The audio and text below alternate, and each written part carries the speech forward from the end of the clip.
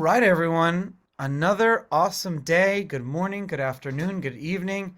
I am your host, Charlie Shrem, and you're listening to another epic episode of The Charlie Shrem Show, powered by Waxman, where together, you and I and our guests, we get to dive deep. A lot of times, the guests learn new things too, most of the time, but we come up with new ideas, new theses. We ask the questions that are really hard to figure out how to actually bring these technologies that we're building to the next level. We tell stories of the old days. We laugh, we have fun, we get very deep. We talk about what's going on today, and we talk about the future. And I feel like through all of that, we come up with a lot of answers about how and why this movement came to be. What are some of like the lessons that we can learn on a day-to-day basis, not just about like the technology side of things, but kind of how people operate. Um, and at the same time, we come out of good with good data and good insight and be able to answer the questions.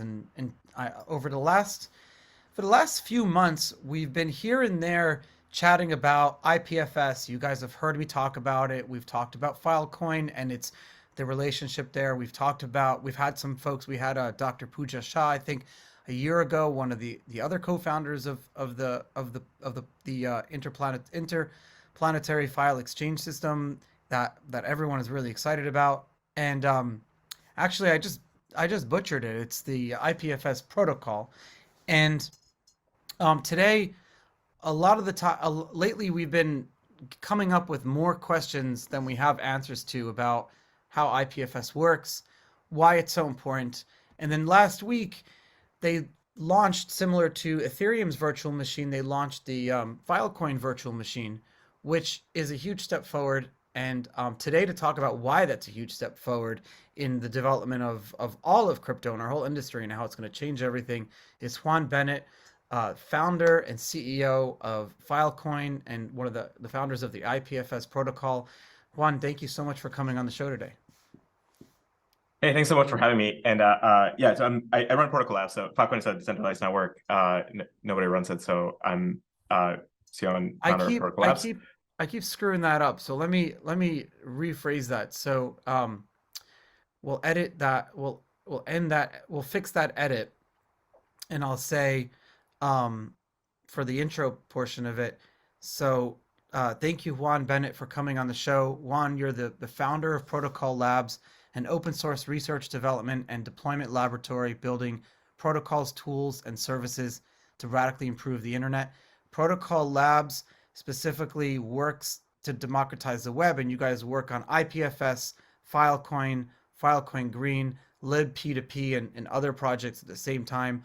Although IPFS has kind of been one of the groundbreaking protocols of our whole industry since going back to the invention of Ethereum, Bitcoin, Uniswap, and stuff like that.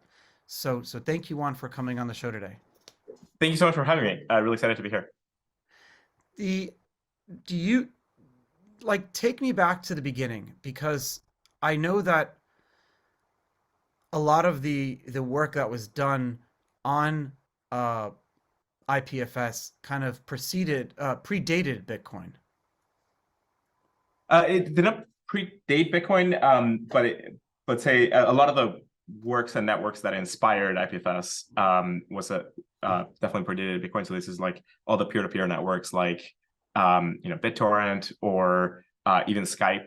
It was very influenced by both Skype and BitTorrent in a way where BitTorrent just showed what you could do with a scale of data distribution and bandwidth sharing around the world. And it was for a large for a number of years, it was the largest user of traffic worldwide, and showed that if you aggregate the bandwidth of computers all around the world, you could actually have a really, really powerful computing network. And Skype did the same thing, but for telephony. And Skype did it as a business and a marketplace and so on.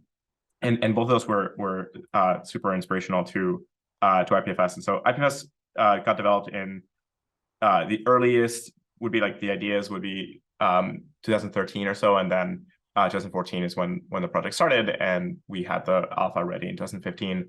So this was about like a year and a half before Ethereum, like 3 or 4 years after Bitcoin was kind of like growing and coming into its own, and kind of getting more mainstream adoption. And kind of the main goal set there is to kind of shift the way we distribute content on the internet from location addressing, which puts a lot of power on the people running the specific servers and websites that are hosting the information, and to move it more to content addressing, where you're trying to get the information and data from whoever is willing to serve it to you, using hash linking. So hash linking is kind of like the secret superpower that enables blockchains to work.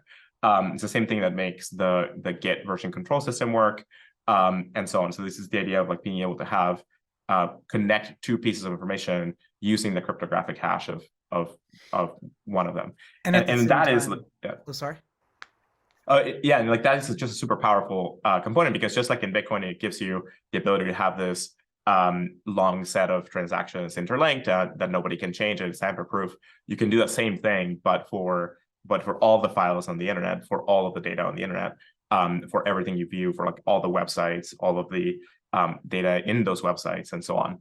And if you build the web with that kind of architecture, then that puts power much more on users' hands, and more it sort of decentralizes the power structures of the internet. Because today, like if you send a link to somebody on the internet, you usually in that link you embed the domain name of the website, and that maps to specific servers that organization is running, right? So if you give a link to say, facebook.com/mypicture.jpg, you're telling the world, go find this picture, but like you always have to depend on whatever Facebook tells you. So Facebook could change that picture, could like relocate it, could serve something different in the future. And as you're sprinkling these links all over the web, you're creating kind of a stronger and stronger power for that party. If you instead could create links that just are not dependent on any of those authorities, but are just linked to your identity or your name, imagine like your name using one of the blockchain-based domain name systems, like ENS, for example, then you could like host that picture or that information anywhere. Doesn't matter who's hosting it, as long as somebody's willing to host it and somebody's willing to serve it to you, and you remove that power imbalance, and you now control your own data and the way that you're linking it around the world. So we're separating like two different things here, and I've talked about it a few times. It's this long-term like style of storage, and then you have the content delivery networks. Can you explain the difference between the two and where IPFS kind of fits in? Yeah. So when you think about data on the internet, you think of data being stored and distributed through lots of computers, like millions to billions of computers around the world, run by many different parties. And so there's been several movements across computing history, like moving to the cloud, moving to the edge, and so on. But at the end of the day, it's kind of like some set of service providers are setting up hardware and are willing to store and serve information. And then developers on top of that build applications that do some useful stuff with the data, and kind of decide where to place it and how to serve it and whatnot. So what IPFS is a different way of addressing the information and moving it. So it gives instead of addressing things with just these kind of domain names mapped to IP addresses, because that's kind of how the HTTP web works. IPFS works with domain names mapped to the hashes of the content itself, so that you can uniquely identify the information and anybody can serve it. So it's a way of like, instead of depending on specific parties for serving the information, you can allow anybody to serve it. And then you can, underneath that, you can have many different kinds of service providers or source providers that can serve that content. And in some cases, with incentive structures, in other cases with more traditional web style incentive structures. But that's where other networks like, say, Filecoin and so on fit in, is to kind of create an incentive layer for distributing the content for you. So think of IPFS as the addressing of like, how do you locate the information and how do you get it, and kind of that corresponds to, say, HTTP. And then think of things like Filecoin as marketplaces where you can hire parties to store your data or serve it for you. Yeah. And that corresponds to like Amazon S3 or something like that. And so the product is like very similar to like deploying an S3 or something like that, going up to Amazon Web Services, which, like, I forget that no one realizes, but like a significant portion of the internet is hosted by Amazon, and it's not a bad thing, but we have to point it out because it's a huge like point of failure, but it's also like a centralized point of control.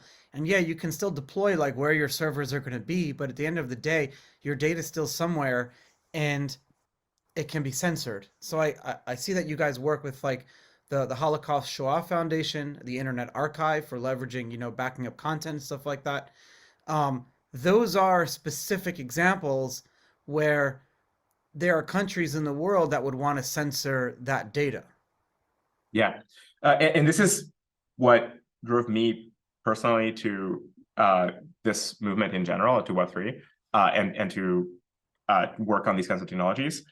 Today, there's just an enormous amount of power in the hands of a very small number of corporations and a very small number of people. And it gets where it's not just that, say, Amazon runs a huge fraction of the internet. It's like 3 or 4 companies run like 95 to 99% of the content distribution. Is like super crazy, right? And so, and then you tack on the social networks, where like there's 4 or 5 social networks that have most of the information processing. And so that means that like if any of these corporations, and they themselves might not, in some cases they might have some interest in not showing something or whatever, but more often than not is they just get some pressure from a government that dislikes something, or they as corporations can't usually. It happens all day. Yeah, so they get orders to censor certain kinds of things, to remove to deprioritize certain things in algorithms, and so suddenly really critical and important information doesn't get distributed around the world. And this is kind of, from my point of view, it's like a few steps away from having like fully Orwellian state and Orwellian nightmare conditions. And so we kind of have this point in time before this kind of reality fully sets in, because this has been like a fairly recent development, right? Like 25 years ago, this wasn't the case. Even 15 years ago, 2000. And so I think like if we work hard right now to shift in a different direction and create a much more decentralized infrastructure for how we build all our applications, then we can put in some significant rights into the network itself. You can build internet infrastructure that preserves human rights and guarantees them worldwide, kind of across nations. And like, that would be extremely valuable to do. And so that's kind of what brought me to this movement. Smart contract constitutions at the same time, like what a smart contract's going to do, and that could really keep equality because the constitution's built into it, and you have a DApp, and then if anything needs to change, you can force it where it's like you need almost full consensus for something to change. But I want to I don't want to move on from this conversation yet, because what you're saying is the most important thing in the world. It's what got you into the space. It's why I got into the space at the same time. It's one of the most important things. And you mentioned Orwellian. If you hadn't read 1984, guys, like, you have to read this book now. And the scariest thing is, like, we all look for like this like censorship squeeze dictatorship that will just happen and we'll see it coming. And the scary thing right now, and Juan, tell me if I'm wrong, but the tools for various governments around the world to squeeze their citizens already exist. We saw that in Canada with the trucker rallies. They froze all their financial bank accounts if you were involved in a protest during the COVID lockdowns in Canada. We see it all the time in other countries around the world. I mean, it's insane. So what you're saying is the utmost important thing here. And I just want to understand a little bit better. Is it just like, if I write this book, this dissertation or something, and about democracy, and I'm in China, for example, when it's hosted on IPFS, is it where it's like I take a hammer and it's broken into like a million pieces and spread all over the world? But what I don't understand is, like, can't the government then get the map of where all the pieces are? Yes, and there's probably a few things here. So I want to return a little bit to like the Orwellian state thing in a moment, because I think it's good to like paint a picture of what's possible. To the specific question, the way that IPFS works is that when you write that document, you can get a cryptographic hash for it and use that as the addressing. and then anybody that hosts that can help reshare it. And so that means that it's not just a few servers out there, it could be millions. And so if some piece of information is really important, and it tends to be that some of the most important information tends to be quite small, you can just copy it millions of times around the web to millions of different devices or billions of devices. And then it gets shared and distributed from all of those parties. And so while many of the traditional, simpler ways of introspecting the internet and finding maps of who's serving what and whatnot might still apply, you enter in this landscape where maybe if something is illegal in one nation, it is not illegal in another nation, right? So this happens a lot. Like you rarely get something that is disagreed upon everywhere. And so you end up in a situation where at least information might be suppressed in one place, but it can be served somewhere else, and then parties can still go and find that information in those locations. You keep going back to this routing thing, and I think that's where you're alluding to the Orwellian part of it. It's so like when the Syrian government shut off the internet, they didn't shut off they didn't delete the data. They just shut off the ability to route from www out of the country, right? So explain that a little bit, please. Yeah, so and there are many different kinds of censorship techniques. There's everything from changing how DNS resolves. So this is also what Spain did in the Catalan referendum. And you can stop routing to specific sites and so on. You can also just shut down the telecommunications infrastructure. You can just literally shut off. There's a certain number of servers and so on that you can shut off. Now, the good news here is that we are getting significant advances in two kinds of networks that are going to be much harder to shut off in that way. One is satellite networks. So things like Starlink and others will enable direct connectivity to ground stations, and those will be way harder to try to maliciously censor. And also local area Wi-Fi networks and other kinds of wireless, where it's not that hard these days to set up wireless infrastructure to run parallel networks where you don't have to rely on individual telecommunications giants. You can do things like, for example, Helium, I think is a solid network that is kind of pushing the boundaries of what this could look like. I think we need a lot more work on this and a lot more scale to these networks before we can see them really operating. But it wouldn't be, it's not out of the question to have fully LTE powered 4G and 5G networks that are all crypto powered in the near term. Why haven't mesh networks taken off yet? So mesh specifically is a little bit trickier. So there was a period of time, I actually did a bunch of wireless research earlier on. Wi-Fi meshes didn't take off for a few reasons. One is the range of Wi-Fi is actually quite small. And so it ends up being just too hard to require that many operators. And it was also in a period of time where you didn't have ways of incentivizing a large scale network of operators. If you tried it today, I think it would be much easier to get going than say 15 years ago when it was relevant. But if you're starting today, you might as well just go for LTE as opposed to Wi-Fi mesh networks. And so it'll look kind of like a cellular network. So we are starting to get these wireless meshes, but they don't look the same way. They don't look like a Wi-Fi network that you connect to. They look like LTE cellular networks, because that just kind of the technology is now good enough that you can just go straight to 4G and 5G. I live on a small island with 500 homes. Can I set up my own utility service, internet utility, using some sort of totally. You could get Starlink. So you get Starlink. I have one. Great, awesome. So then now set up some you probably use Helium. I think Helium is probably the best one right now, and you can set up Helium on top of that. So so there's a relationship between Helium and IPFS? Nothing formal. I think a lot of the Helium community ends up using IPFS and some of our stack for things. Cool. Related projects, but not nothing very formal. I want to just because maybe you're trying to. Sorry. Oh, sorry. I was going to mention on the Orwellian note. Oh yeah. It's kind of one small way to kind of think about it is even without thinking about the future or what future technology people might build, just think about the power that current internet infrastructure gives single corporations and single governments. Like you don't have to worry about like the largest governments in the world, like even small governments and even relatively small corporations have a lot of power.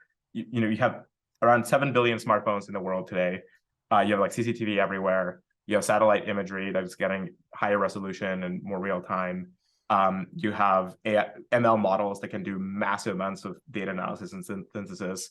You can have like GPT. you have enough computing power to have full behavioral models of all humans on Earth, right? Like you could have some corporations can like literally run this for social networks where you have a behavioral model for participants and you like can guess what they're likely, like are they likely to click on this ad or are they likely to like this particular piece of content. So just that same kind of technology can then start be deployed or used in other kinds of things. Like, hey, are you likely to think that the latest round of policies are like not good, and are you likely to speak out against that and then start taking certain kinds of actions, right? And so we're starting to see deployed these kind of social credit systems in China and other places where they're starting to measure what people do and how people behave, and starting to route that to economic outcomes. So like if you behave somewhat poorly, here poorly being defined by the not just like the nation, but the regional governments, then you get docked on your credit system, and then maybe you can't go on the train or you can't travel and so on. So that like we're starting to see the beginnings of that. And so that coupled with like the degree of surveillance and the degree of like ML control points to a like set of possible bad futures that we have to work hard to avoid. And so this is kind of like why cryptography and decentralized networks and baking in rights directly into the internet infrastructure is so important, is to kind of stop all of those kinds of things from happening, because you can build infrastructure that makes those kinds of things super, super difficult.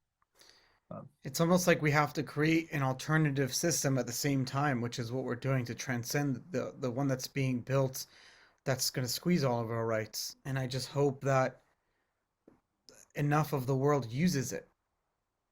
Yeah. And this is where I think like the adoption of crypto and Web3 have been slower than say the social networks, but it's also really large. We're now at the 50 to 150 million people who have touched crypto Web3 on different kinds of ways. And so that's only like a few orders of magnitude more till we get the whole world, right? And so I think it's trending pretty positively. It's just been slower than maybe most people wanted or expected from the social networks. The social networks kind of just grew so fast that it just set a different benchmark for what like success on internet infrastructures look like. But when you look at things like the cloud took 20 years to really get deployed. Like the earliest versions were in 95. It took another 20 years before like major websites around the world were there was a big all plateau cloud-based. with like the virtual private server worlds where you can go to random website and get like a VPS, and deploy something somewhere. Yeah, it's and still then it was like seemed like that was the end of it. Yeah. I think I'm paying somewhere $10 a month for a VPN from early 2000s.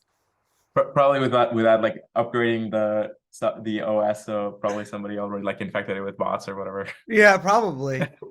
Are you, speaking of bots, are you looking at how GPT and AI will factor into the behavior? Yeah, totally. Totally. Look, I think AI is going to be and we've known this for many, many decades. Like AI is going to be, it's in sci-fi and in all of the media and literature and so on. AI is going to be the most transformative thing that we are going to build. And we're actually real surprisingly close now. I think everyone is very surprised at how much faster we've gotten here than maybe we expected in the last couple of decades.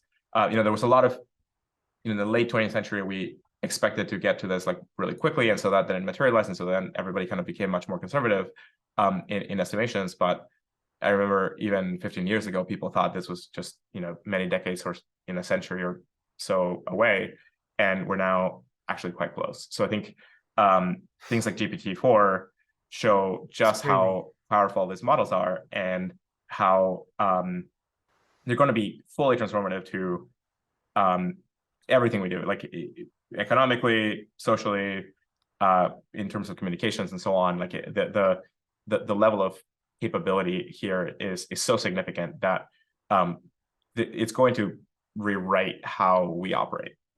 The question is just like which things are going to go first, and what things are going to have to change in sort of like in what orders. But we should expect that over the next 5 to 20 years, we're going to see more and more large scale shifts in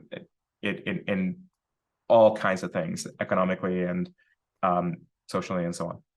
I'm just scared that between Bitcoin, crypto, AI, IPFS, sorry to jump it all in there, like AR, VR, and then on top of that, the world's just becoming a more like easier to create influential populism type of place where like influencing millions of people is cheap and easy now. Almost like you can go to a website and you can say, "Hey, I want to influence a million people on something fake." It's like this is the price. It's so people are like it's so Yeah. easy. It's all lies. Like The, everything you see the, on TV and everything like trust but verify. It's all lies. It's like we're already being lied to all the time. So how do you even know what's real and what's not? yeah, I think we're in a especially tricky period where we these systems have gotten pretty powerful, and so we are seeing their effects. But I'm actually quite optimistic. I think like there's like some like really good optimistic trends that you can look at that counterbalance that. So for example, today, just vastly more people have access to way more information and knowledge and are leveling up their understanding. And so just the fact that we're having this conversation and we are able to talk about this, like you couldn't really say that 50 years ago, like not in the same way You're and right. not to the same number of people. And COVID did a lot of that too. COVID made people like forced to like learn things on their own. Yeah. Yeah, exactly. Like that was a great moment where we saw the kind of like decentralized communication networks outpace the kind of Yeah. centralized media structures. And Twitter got it right in ways that all of the centralized media establishment didn't. And way ahead of the curve, right? Like we're talking weeks and Yeah. months ahead. And this is an area where like I think, yeah, and I think that's very optimistic, right? I think similar kinds of I agree with you. things Yeah. couldn't have happened in the 50s, 80s, even 90s. And so I think like the we're just in this kind of weird in between spot where we just have to build the tools and systems that are going to enable us to diffuse knowledge globally to as many people as we can, and equip them with the ability to like discern what's true and what's not, be able to form their own understanding of things, be able to enable them to be less manipulable, enable them to be more successful and economically relevant, and so on. That's one of the things that I think is going to be very tough right now. Our entire economy is based on kind of like this very outmoded notion Yeah. of labor and so on. And it's just gonna like AI, and this is where I think like the GPTs are gonna have the biggest impact in the short term. We're gonna see just whole ranges of professions to be totally reshaped. And in some cases, some people are going to be able to like learn the new tools and learn the new systems, and just going to shift the what their work means. In other cases, some professions are just going to disappear. And I think we're just heading towards a model where like we have to change what we think of. Like I think the economic models and economic systems globally have to adapt. And we just are in a different we're in a different place than we were in the 20th century or 19th century. And it's not pretty clear at all what that looks like. But I do think the area with the most economic experimentation is the crypto space. And here's where like people are asking like really interesting Yeah. questions of how do you build societies and economies that just behave differently with different kinds of transactions, different kinds of interactions than the traditional ones. There's so many things that the way we can map relationships out too. It's not just like the way we interact with governments and stuff like that. It's how we all work with each other on family relationships and things like that. No, I'm like I love that you're so strong in your belief on the promise of this technology, as am I. Um, but sometimes I can't help but get a little jaded because we've over the years we've just keep getting ahead of ourselves. But I guess that's a testament to the way to the talent that comes to our industry that just wants to build, grow, and try crazy new things. But then we get back to these and I would argue that without the incentive layer, none of this would work. Like, why does the token make everything work? Yeah, incentives are key. At the end of the day, you have to model the economic flows, like the actual transactions that are happening and what the value flows are, and be able to account them in some way to make things work, right? So markets just beat central planning in a you can think of the way to maybe model it is like markets and currencies and these kinds of financial instruments are a distributed algorithm that achieves much better fit to a very large dynamic changing environment, and that so far we haven't had remotely the same level of success with any kind of central planning algorithmic structure. Like the famous No, version you're of right. this is like I know the what you mean. Soviet Union trying to do centrally planned economies, and just kind of that worked up to a point, and then it collapsed. And markets are just way more resilient. Now I think that this is going to be tested again with AI systems because you are able to do central planning at a different scale. But I still think that the way in which humans operate is much more decentralized and much more market oriented. A good example of this is like the French pension system is the darling of the country, and it's a great system in which you the more the as much as you pay in over the course of your life, once you retire, you're entitled to half of your average salary. And it's a much better system than like the social security system. This is like a pay in, pay out system.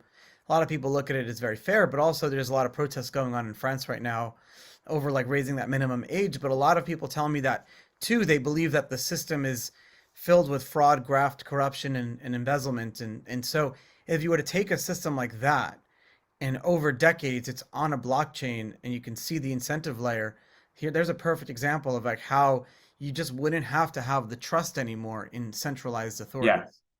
exactly. So the key thing here is getting to verifiability, right? And it's like transparency through verifiability. Transparency doesn't mean that you get to see everything necessarily, because there are many good reasons to have privacy and really key things, right? This is Oh, where like private money and so on is important too. Like you don't necessarily sure. want to broadcast all the information, but you want verifiability, and that's what's is so amazing and powerful about these modern blockchain systems, especially with zero knowledge proofs, that you can create conditions and protocols and agreements and have mathematical expressions that verify everyone has behaved correctly, even without having to see the underlying data. So you could have a fully privacy preserving pension system that doesn't divulge individuals' details or in any kind of undue way, but have the hard verifiability of what exactly is happening and who's getting what, and what that all the right Yeah. rules are followed.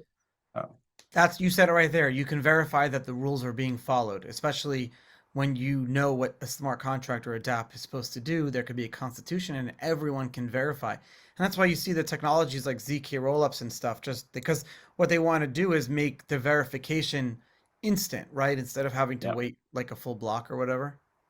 Yeah, exactly. And I think this is and it extends to other kinds of protocols too. Like you could encode what the pension system structure should be in this kind of zero knowledge algorithm and check that all of it is being performed correctly. That's that's the coolest thing right there. Like that right there, I think would be a great next step. And not for like maybe not the big like pension system, but there's got to be industries that like what about title search, like Yeah. put all the Yeah, that's ridiculous. what? It's so wild. It's so ridiculous and wild that in some states and some countries, like you still, a piece of paper determines ownership, and it's so wild. That's why imagine the biggest impediment to doing foreign investment is the property rights and sovereignty of your business or the property. Yeah. Imagine if you can go anywhere in the world and actually be able to do business, buy property, do things there. I mean, it would just change Imagine if people from those places could come and purchase property here. Like it Yeah. would change everything. Yeah, and that's one of the things that I think like the adoption of these kinds of tools doesn't seem as important in, say, some of the most developed nations in the world, where like you have a pretty good financial stack and a pretty good legal stack and so on. You're like, oh, well, things work pretty well. Banks work pretty well. I mean, sure, there's bank runs and the crisis, so maybe not that well, but like relatively good. And then you compare it to most nations in the world, and you're talking about completely different landscape with terrible economic structures, terrible legal system, no good judicial structures, like no way to enforce rules, like tons of corruption. That's just completely hidden, like not reported or talked about at all, because it's just so embedded and inherent in the system. It's just so easy to manipulate. And so like you end up in a situation where like all of these tools and systems are going to kind of greatly advance the global condition, like it's very, very significantly, and it's often kind of hard to understand why they matter so much when you have it so good, in a sense. Well, if you listen to this episode now, you know. Yeah.